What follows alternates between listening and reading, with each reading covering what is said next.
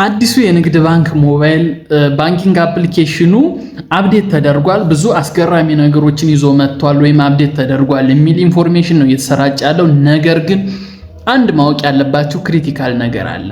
ይሄ ቆንጆ የቢዝነስ ቲፕ ነው። ከወደዳችሁት ላይክ በማድረግ ውጡ። እንዲሁም ሰብስክራይብ እንዳይረሳ። ለወዳጅ ዘመዶቻችሁ ለጓደኞቻችሁ ሼር በማድረግ አዲሱ የንግድ ባንክ ሞባይል ባንኪንግ አፕሊኬሽኑ አፕዴት ተደርጓል። ብዙ አስገራሚ ነገሮችን ይዞ መጥቷል ወይም አፕዴት ተደርጓል የሚል ኢንፎርሜሽን ነው እየተሰራጨ ያለው። ነገር ግን አንድ ማወቅ ያለባችሁ ክሪቲካል ነገር አለ። እንግዲህ ከበፊቱ ያሁኑን ለማየት ሞክሬ ነበር። አፕሊኬሽኑ ላይ ምን ለውጥ አለ?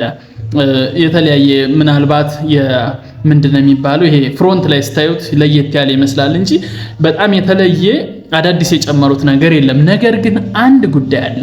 ሁሌም እዛኛው አፕሊኬሽንም ላይ አፕዴት ሳይሆን አሁንም አፕዴት የሆነበት ዋና ነጥብ ማየት ያለባችሁ ሲቢኢ አፕሊኬሽኑን ስትጠቀሙ በዋናነት ፕሮፋይላችሁ ላይ ገብታችሁ ባዮሜትሪክ ኦር ደግሞ አሻራችሁን ማስገባት እንዳትረሱ።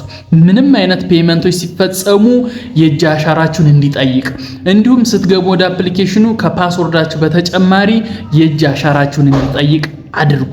አለቀ። ከዛ ውጭ ትራንስፈር ያው ነው። ኤኒ ፔመንቶች፣ የዲኤስቲቪ ክፍያ፣ ኤቭሪቲንግ በቃ ተመሳሳይ ነው። ምንም የተለየ አፕዴት የተደረገ ነገር እኔ ብዙም አልታየኝም። ነገር ግን ማወቅ ያለባችሁ ይችን ጉዳይ ነው። ሁሌም ቢሆን የትኛውም አፕሊኬሽን ስትጠቀሙ፣ የትኛውንም የዲጂታል አማራጭ ስትጠቀሙ የባዮሜትሪክ ኦር የአሻራ መቆለፊያ ኦር በአሻራ ክፍያ ፈጽሙ፣ በአሻራ ግቡ፣ በአሻራ ውጡ የሚላችሁን በደንብ አክቲቭ አድርጋችሁ እሱን ተጠቀሙ። ስልካችሁ በአጋጣሚ ከእጃችሁ ሊወጣ ይችላል። ፓስወርዱ ሰንበዲ ሊያውቀው ይችላል። ባይ ዲፎልት የሚገመትም ሊሆን ይችላል። ስለዚህ ይህን ጥንቃቄ በማንኛውም ሞባይል ባንኪንግ አፕሊኬሽን ላይ አሻራ ማስገባታችሁን አትርሱ።